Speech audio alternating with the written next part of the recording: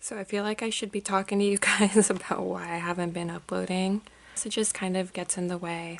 I don't really have that many subscribers. I don't know who actually legitimately watches my videos. I get like the same few people commenting, and then, sometimes they fall off the face of the earth. But mainly haven't been uploading because I got stuck in a YouTube channel, and I've been binge watching, as people do with like Netflix and all of those sorts of things, like Stranger Things or Switched at Birth, things like that. Well, I got stuck in a YouTube channel, Claire Siobhan's YouTube channel. I've been watching a lot of Sims videos, and I've kind of been studying like what people do with the Sims and how they do videos. I used to be a huge Simmer back in the day when it was only Sims 1, Sims 2, and just barely Sims 3 before I couldn't afford to buy, all the expansion packs, and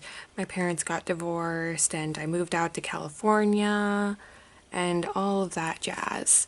I kind of want to bring Sims back into my life, and I've really been enjoying watching all of the Sims videos that there are out there.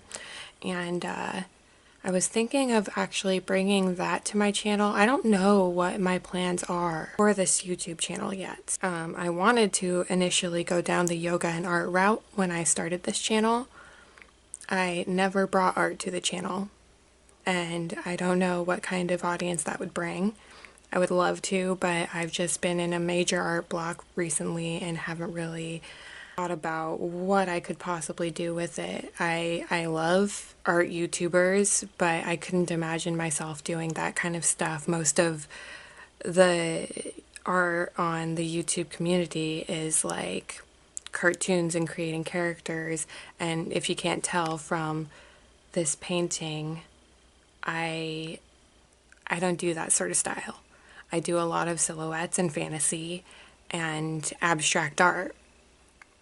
And I don't know who really wants to see that. That's kind of why I didn't bring art to the channel. But if you want to see me do some art, by all means, let me know. As I said, I've been stuck in a really bad art block lately, and I haven't had the motivation to even paint at all. As you can tell from that painting, as I point at it again, it's not finished, and it hasn't been finished since I painted it in a video way back in the day.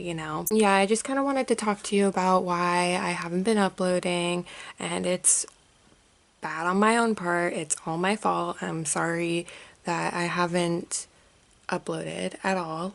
Another thing that I wanted to bring to you guys is I've been working on that book that I said I was going to be writing, my journal, or technically for you guys, when it comes out, it'll be a memoir. I've been working on that a lot lately. I haven't written in it the past couple of days, but for the most part, it's been about an hour a day that I've been working on it. It's tough. It's really tough. When I wrote books before, it was super easy because I was just, writing to write. But this one is actually a memoir, which means that there's a lot of legal issues that are brought to it. Often the same legal issues that have to do with making storytime videos, which, as you know, my channel actually started off as a storytime channel. So when it comes to writing books, because there's a lot of people who go into bookstores and just randomly pick books according to their cover, and don't ever judge a book by its cover, by the way.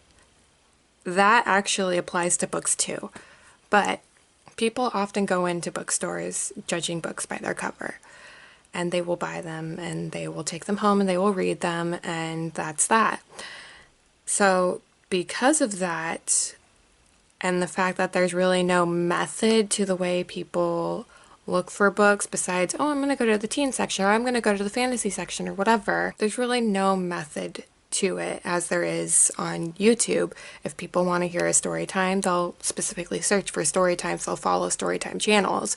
If people want to, see daily vlogs, they'll search for daily vlog channels. If they want to see gaming, they'll search for gaming channels and things like that. But because there's really not that type of method to it at bookstores, there's a higher legal chance when it comes to writing books. So that being said, when it comes to writing specifically about other people in your book, even if it is your own memories, there's a lot of legalities to it. If you don't have permission to write about somebody else, and you don't have it in writing, and you don't have their signature, you, number one, have to absolutely change their name. Oftentimes, depending on what kind of publisher you're going for, you have to sometimes change the location, and you have to change some of the events, maybe combine characters, things like that, so that they can't take you to court and prove to the courts that, yes, it is in fact this person. So basically what I'm saying is you want to avoid getting sued. And that's basically what I've been trying to do my research on the past couple of days when I haven't been writing. Writing a book is a long process, and it takes a couple of years, and it does not just have to do with, you know, sitting at your computer a couple hours a day and writing down your thoughts. It's a lot. There's a lot of research.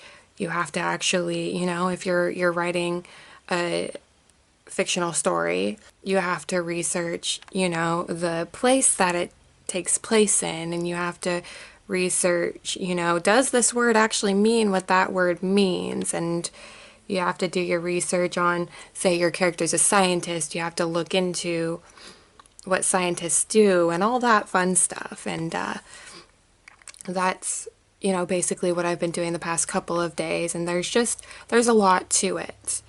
And I just kind of wanted to address that and let you guys know, where have I been, you know?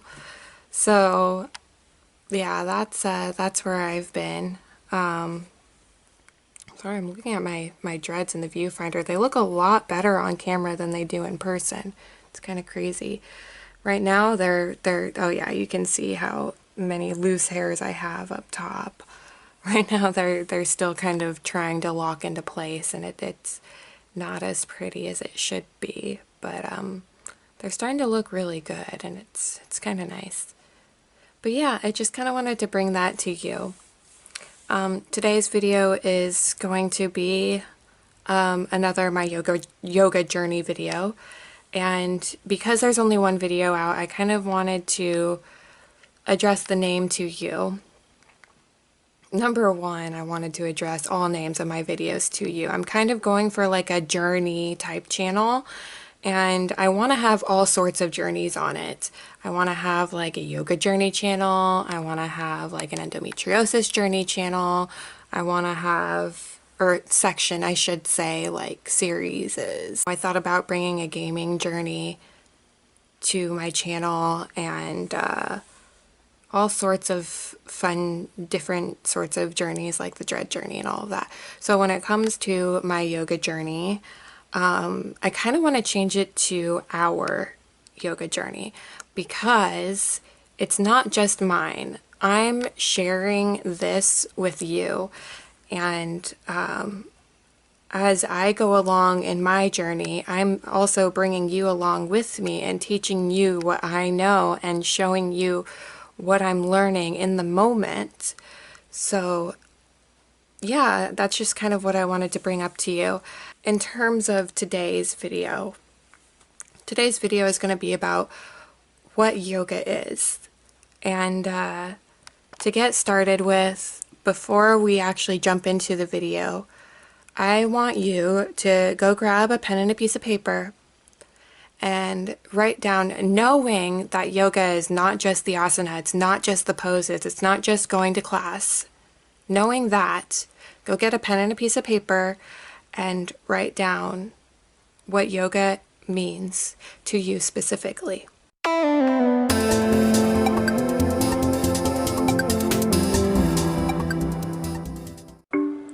So we're going to talk a little bit about the 8 limbs of yoga. And ultimately, this is a guide to how you're going to find out what yoga is. So we're going to start off with the yamas and niyamas. And the yamas and niyamas are like a guide to living. So I'm on a website right now, and I'll link the website down in the description so that you guys can see it for yourself. But it's kripalu.org or something. It says a quote by Swami I can't even say the last name. But it says, by family grasping the flower of a single virtue, a person can lift the entire garland of yama and niyama.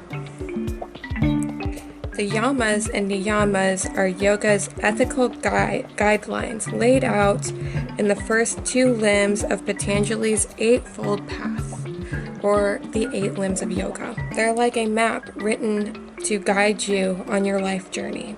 Simply put, the yamas are things not to do, or restraints, while the niyamas are things to do or observances. Together they form a moral of conduct. I don't know how that made sense in my head, and I really hope that that made sense to you, because my reading is terrible in the morning when I wake up. I haven't even had coffee. Like I said, my coffee pot broke. So this is crazy, and I've been filming this video over the past few days, so it's been like 3 days without actually being able to have coffee right when I wake up. And honestly, I think that it's really, really good that I'm not having coffee right away, because in order for me to do this meridian clock video that I plan on doing when I wake up in the morning, I have to be active right away rather than have coffee.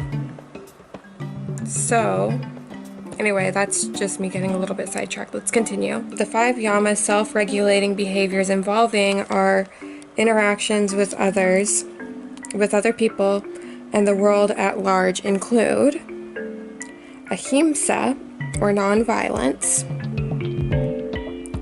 satya, truthfulness, asteya, non-stealing, brahmacharya, non-excess, often interpreted as celibacy, or aparigraha, non-progressiveness, or non-greed. The 5 niyamas, personal practices that relate to our inner world, include saucha, or purity, santosha, contentment, tapas, self-discipline or training your sense, svadhyaya, wow, I can't believe I forgot that one, svadhyaya, self-study or inner exploration, ishvara pranidhana, I guess that's what we'll go with, surrendering to God. And if you don't know, the 8 limbs of yoga are a way of reaching higher consciousness. In order to reach a higher level of consciousness, you must practice these in everyday life in order to get there. When it comes to the 8 limbs of yoga, there are the yamas and niyamas, which are what we talked about. There is asana, which is what everybody thinks yoga is. It is the movement or the pose. Yama, niyama, asana. Pranayama, which is the breath. I'm blanking here. Let me look it up. The 8 limbs of yoga are yama, niyama, asana, pranayama, which are what we just mentioned. Pratyahara, which is sense withdrawal. Dharana, focused concentration. Dhyana, meditative absorption, or samadhi, bliss, or enlightenment. Or, in other words, higher consciousness, which is what I was trying to think of earlier.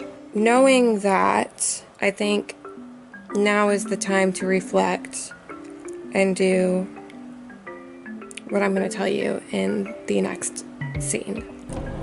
So I really hope you guys enjoy the sort of vlog style video.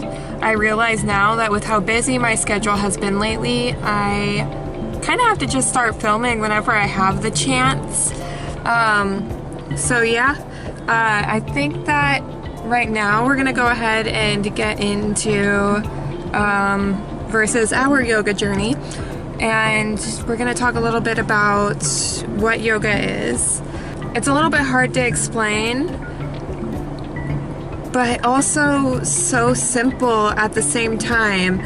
When you hear yoga, you think asana, but then you realize that there's so much more to it. If you have ever attended a yoga class or been to a yoga studio, you'll realize that the teacher is talking a lot about being in the present moment, in the here and now.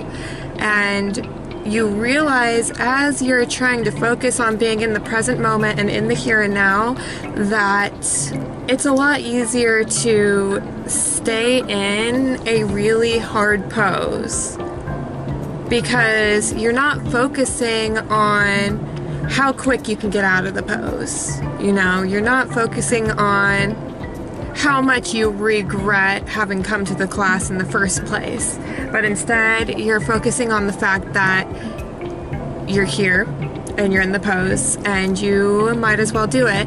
And that's where yoga steps in and you start to apply it to your everyday life. The more you focus on being in the here and now, the more you start to realize that life is life is the same exact way.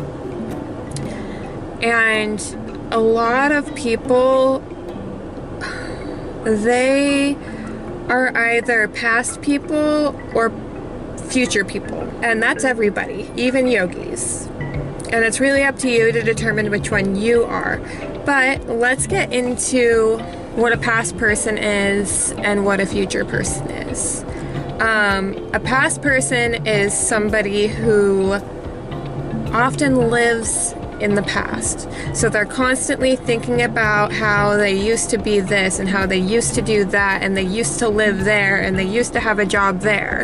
And that's the main point, is that they used to.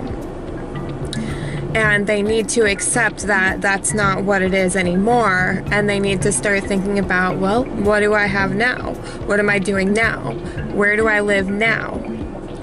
And when you start to realize that, you start to accept what it is and ultimately appreciate what it is. A future person is constantly thinking about wanting to be there and wanting to do that and wanting to live there, instead of realizing that, well, what do I need to do to get there? And this is where it gets a little bit complicated. Don't confuse planning with being a future liver. Because if you never plan, then how are you going to get to where you want to be? For instance, if I say that I want to someday live, reside, and die in France, what do I need to do to get there right here, right now? And that is the key point. My life plan is to eventually go to France, like I said, and my plan was, number one, to get up to Oregon. Part one of my plan has already been achieved. I'm living up here in Eugene, Oregon, and I wanted to go to Portland because of the art.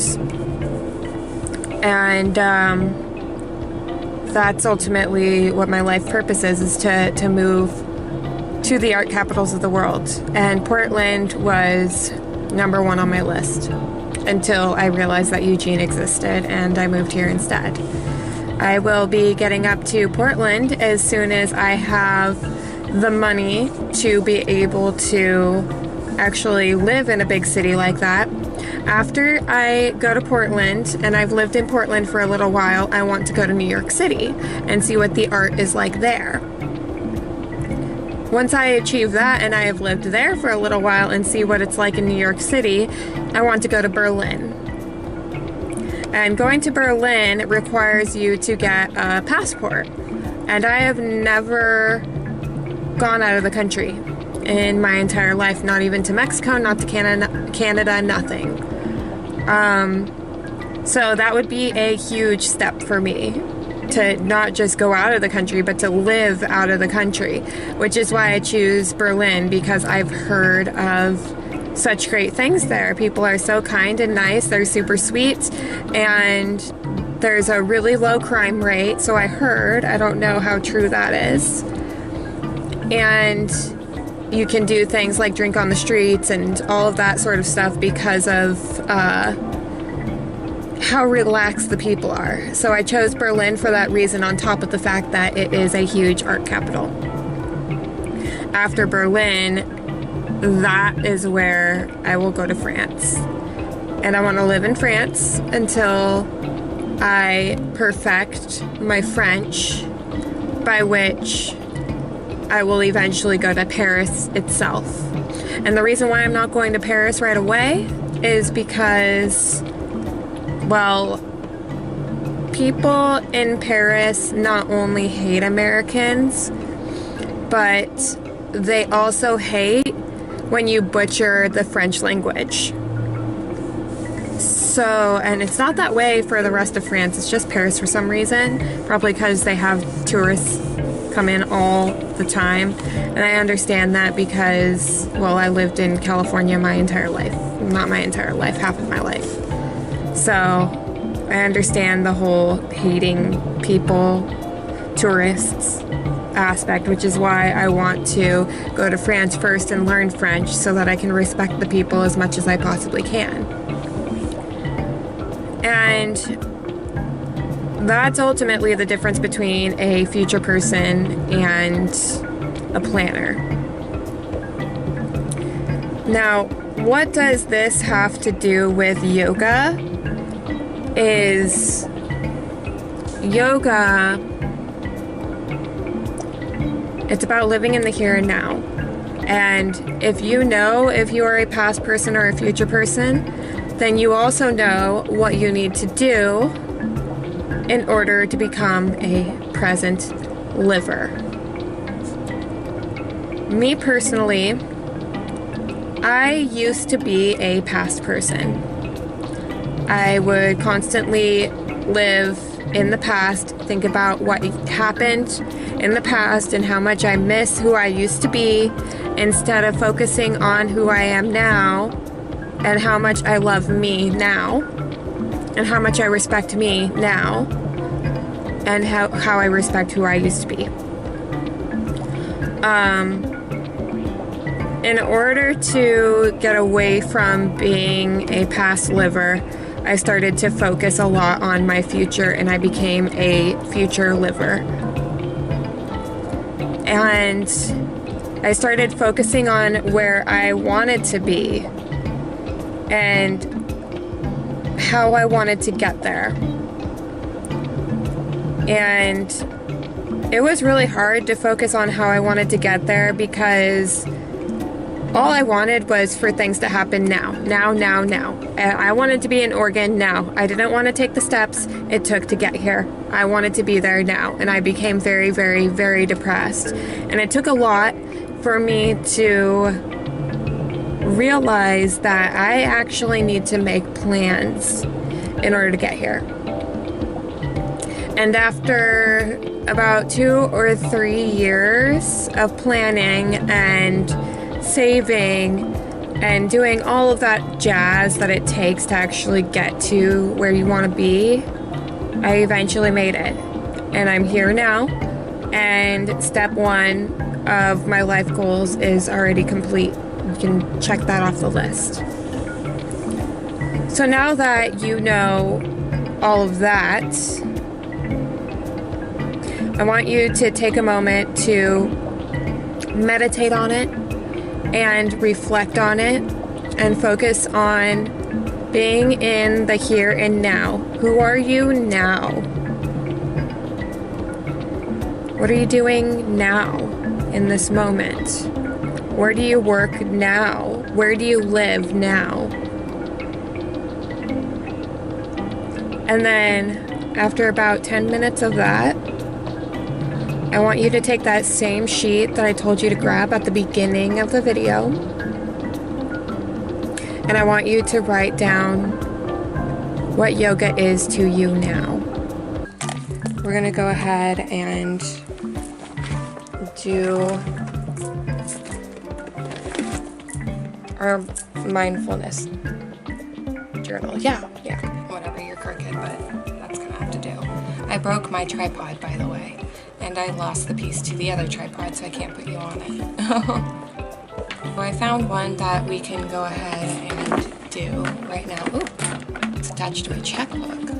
All right, so we're gonna go ahead and do this one. It says, when was the last time you remember feeling truly immersed in the present moment? What could you do to make this happen again? So it's been quite a while since I've actually sat down and like established an everyday yoga routine, and that's the whole purpose of this series. And I'm honestly, again, very sorry that I spent a week and a half not uploading at all or recording or anything, but I'm not perfect. I don't practice yoga every single day like I should. I definitely should. I feel like everybody should practice yoga, and I try my hardest to not get people to, it sounds a little bit like I'm forcing them to, but to convince them essentially that they should be practicing some form of yoga, whether it's physical or not physical. And I try at least a little bit every day, if I can't do some stretches, to try and meditate for 5 minutes or think about the present moment and what's going on around me, and go outside for a walk or do whatever I possibly can to be in the present moment. And that being said, this doesn't apply to, or this applies to me too, as well as it does you, because of the fact that I'm human. I'm human just like you, and I forget to do things, and I you know, don't do things that I should be doing, even though I know and I haven't forgotten it. The last time that I truly remember feeling fully immersed in present moment was, I want to say, during that one video that I filmed where I was vlogging down by the river. And I think it was a 13 Reasons Why that I had filmed, and I was vlogging down by the river, and it was just me walking and noticing everything that was going on around me. I think that was the last time. And I noticed that when you're in nature, it does that to you. You start to notice everything around you and how beautiful life is and how magical everything is, and that's why I like to spend a lot of time in nature. I don't spend a whole lot of time at home. In fact, even when I get off work, I don't go home right away. I don't. I'm not an at-home person, because I think it's healthy to be out and about, to be around people, to be around trees, to be around plants, to be able to live where you are. I spend my morning times at home, but then I go to work and I do what I'm supposed to do at work, and then I go out after work. I think that that's what I would need to do in order to live in the present moment on an everyday basis, is go outside and actually spend time in nature rather than walking around town or whatever. Which, by the way, I promise I'll start vlogging for you guys more, because I honestly think that my channel is leaning more towards a vlog channel, especially since I broke my tripod, so you're going to be seeing a lot of more vloggy moments rather than, oh, the camera's set and stabilized like it is right now, even though it's kind of crooked. But yeah, so I'm going to go ahead and take a moment to write this down, and I'm not going to be cutting out this part because I want you to do the same for yourself. And if I end up finishing my writing before you are done, feel free to pause the video so that you can continue, because it is very important that you get everything down that you need to get down when you are journaling or being mindful or learning to be mindful. So let's go ahead and write our answers down.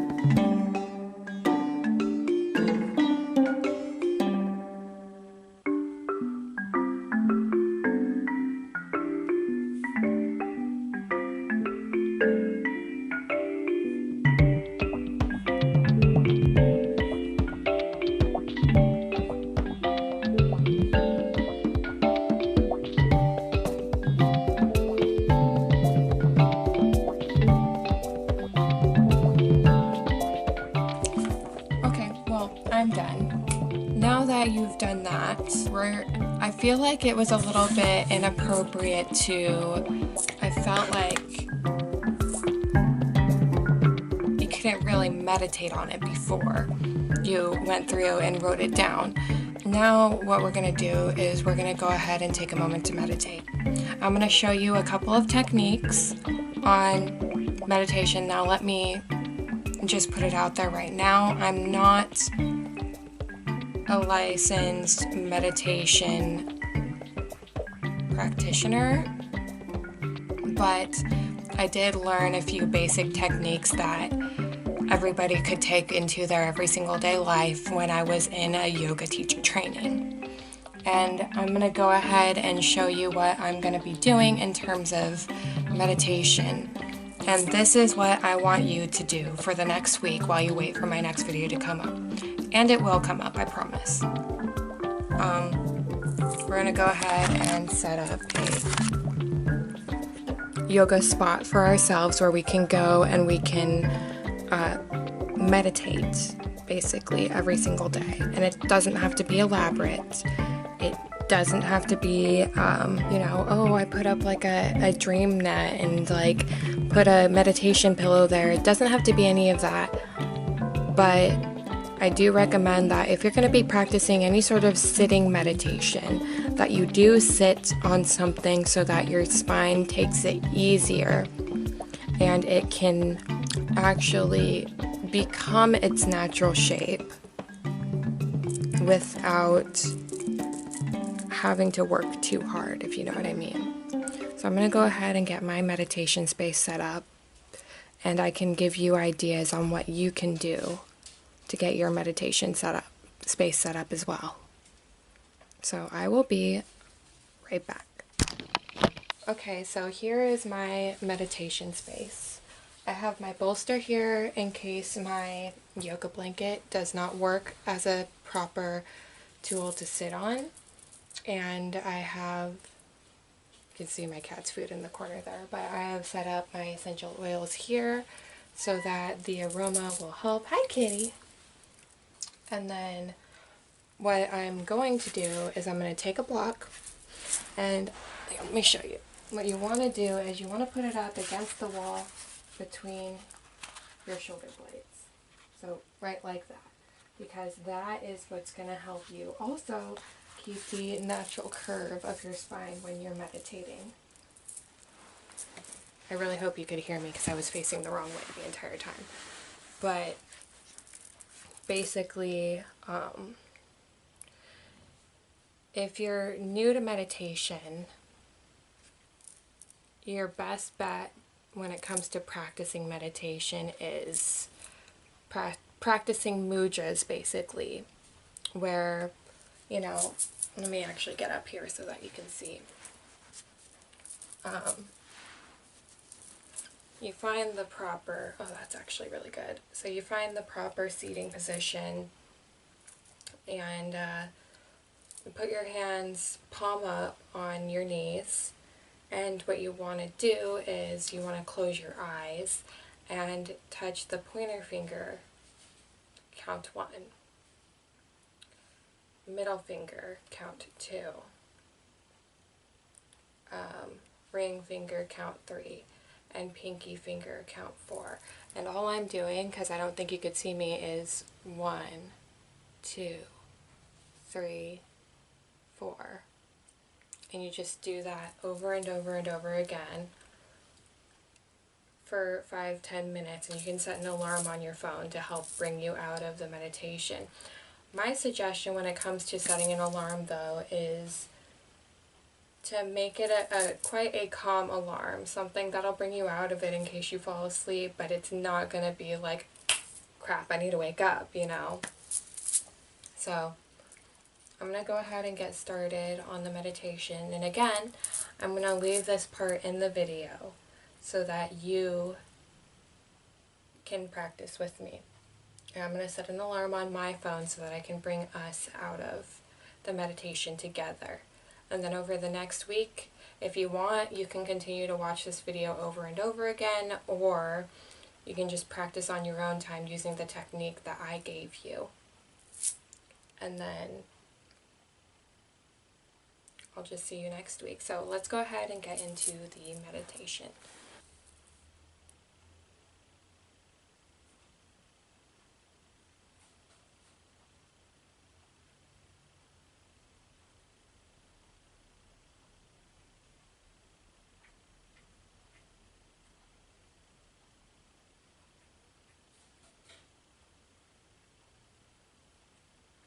Remember to relax all muscles in the jaw.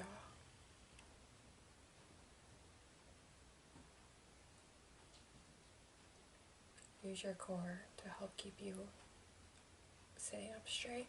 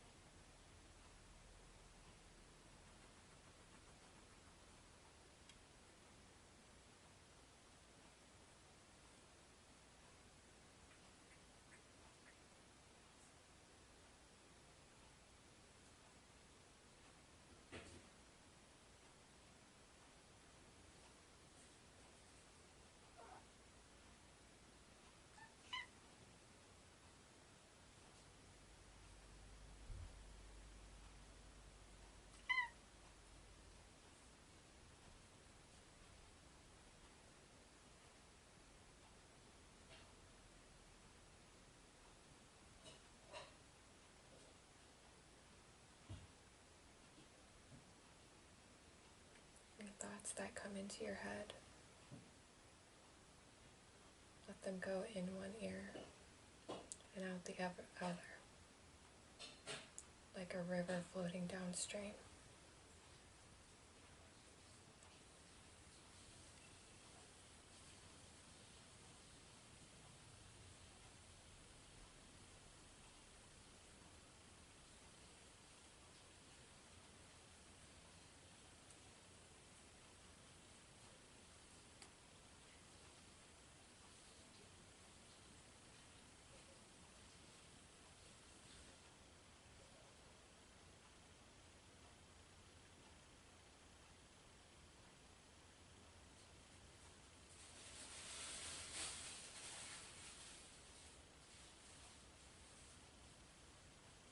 If you hear any noises, notice them and release them.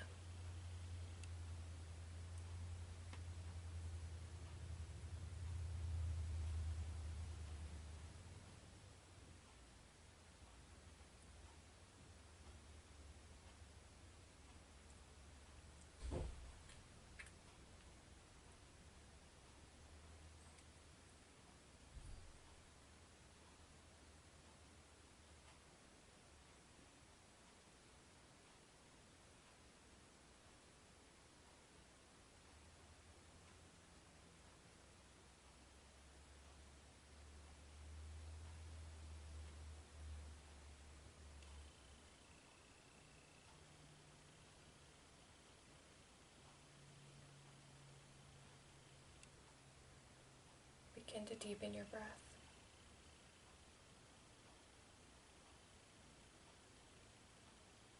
If you are laying down, roll to your right side.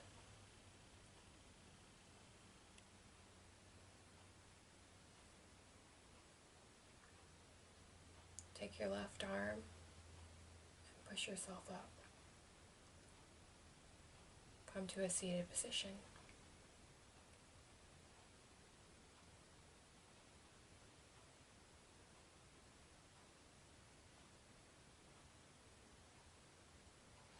Breathe in and exhale. Become aware again of the world around you. Lift your arms up and overhead and back down at your third eye.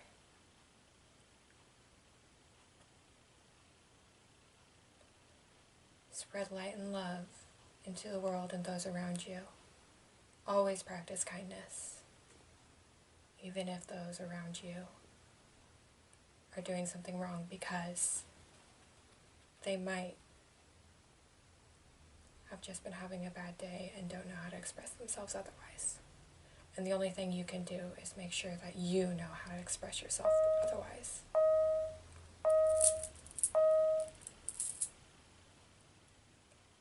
Remember to always do everything with kindness. Namaste.